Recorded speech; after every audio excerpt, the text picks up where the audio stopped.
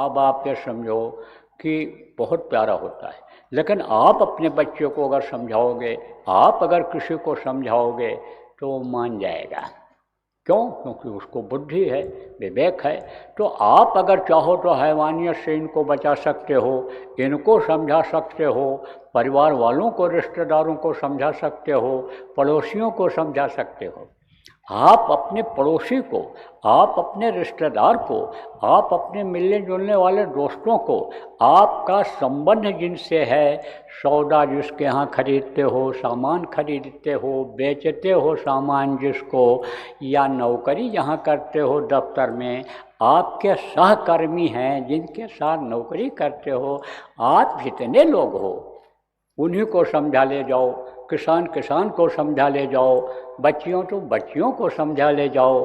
तो अभी देखो बहुत से जीवों की रक्षा हो जाए और बहुत से लोग पाप से बच जाएं, बहुत से लोग रावण जैसे कर्म जो कर रहे हैं उससे बच जाएं और उनका विनाश न हो, नहीं तो विनाश अवश्यंभावी।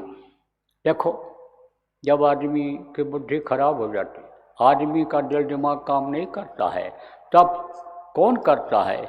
विनाश भी वही प्रकृति करती है। वो विनाश करने वाले अलग होते हैं।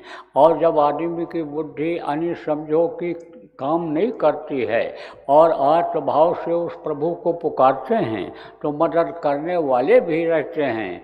कौन मदद करता है? ये महात्मा मदद करते हैं, समर्थ गुरु मदद करते हैं, प्रभु किसी न किसी को बहाना यानी बना करके मदद करा दिया करता है। तो ये है धरती। इस धरती पर यानी समझो कि हर तरह की व्यवस्था है, ऐसी व्यवस्था उसने कर रखी है। लेकिन यही काम जब दूसरे लोग कर ले जाएंगे तो आप क्या करोगे? अरे हम आप तो यही काम करने के लिए बनाए गए, समझ लो भेजे गए हैं।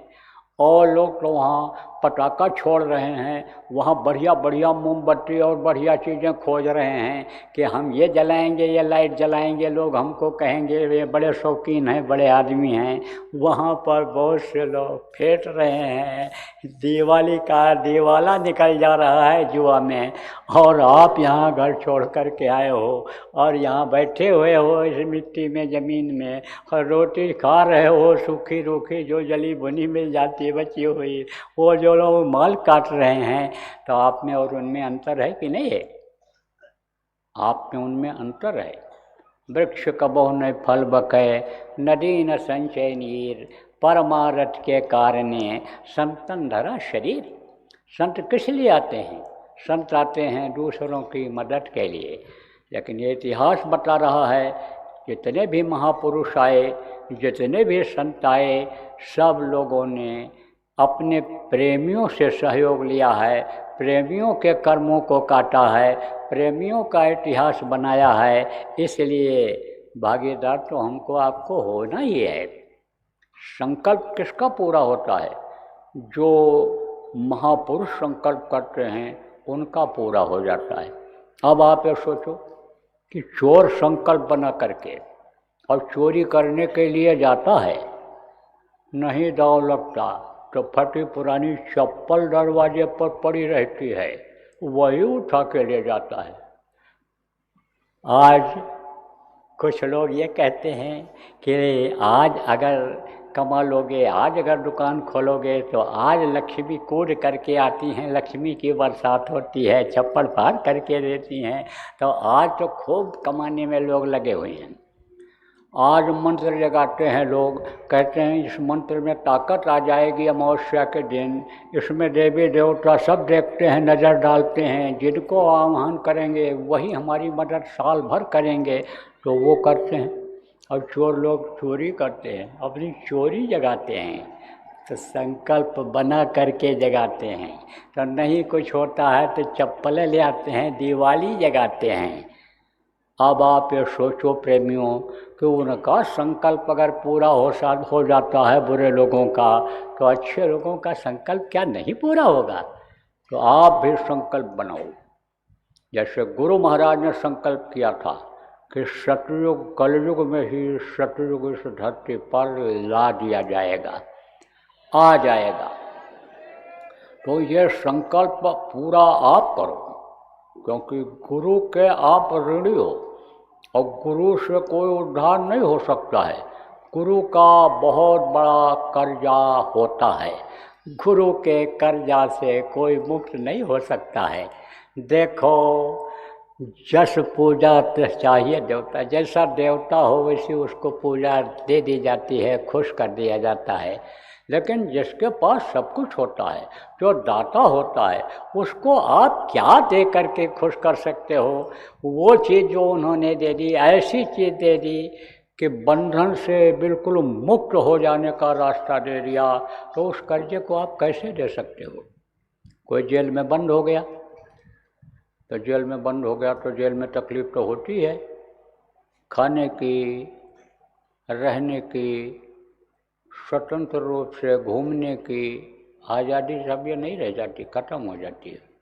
आप कोई जेल में बंद हो गया तो कोई आदमी गया, कहा भाई खाना ठीक नहीं मिल रहा है तो इनको खाना दे दिया जाए, खाना दे दिया, इनको कंबल दे दिया जाए, इनके कपड़े फटे पुराने हैं दे दिया जाए। अब जब वो देता है तो वो जिसको मिलता है कहता आपने बड़ा उपकार किया, हमको ये खिला दिया आपने, हम ठुठुर रहे थे, कंबल दे दिया आपने। और कोई गया जेल में और ताला खुलवा दिया और कहा निकल चलो निकल चलो, बाहर जाओ, निकल जाओ। तब निकलने वाले जो कैदी होंगे वो क्या कहेंगे?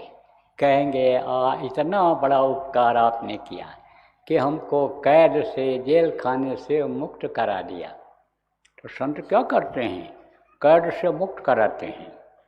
एक जगह से निकाले गए और दूसरी जगह कैद कर दिए गए।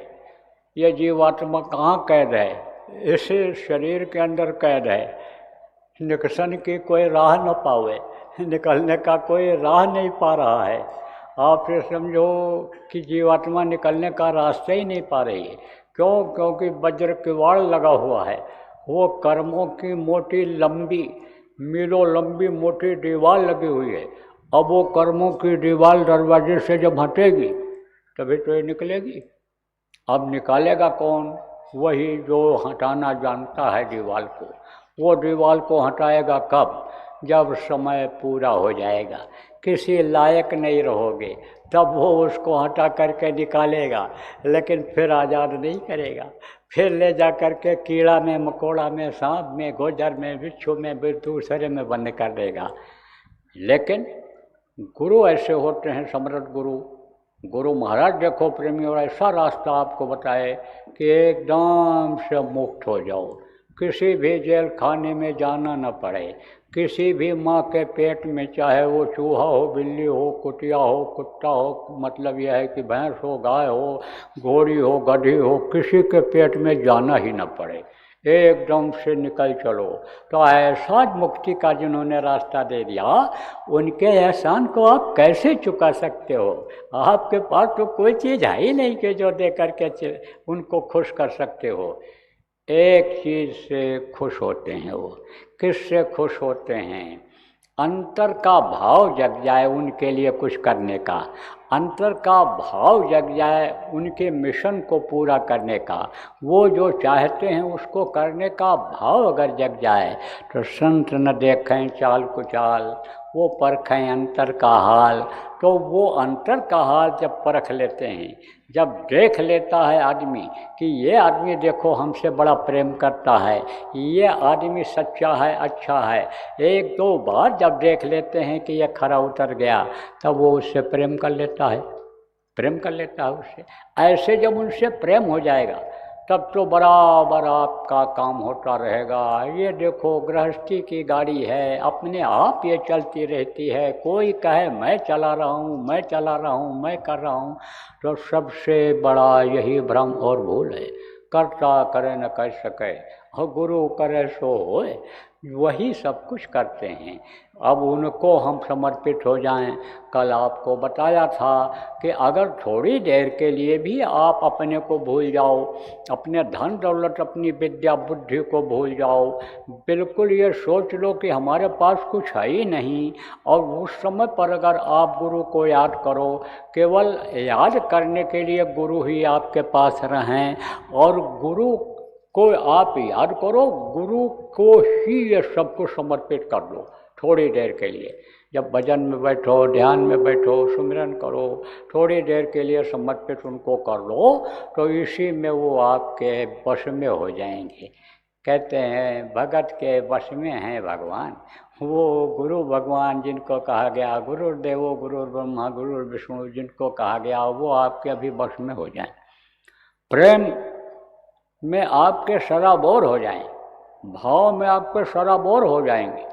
तो जो काम शक्ति से नहीं होता है, प्रेम से हो जाता है। जो चाहो सो ले लो, जो चाहो सो कराओ, वो तो भरे भंडार हैं। दाता केवल सद्गुरु, देत न माने हार।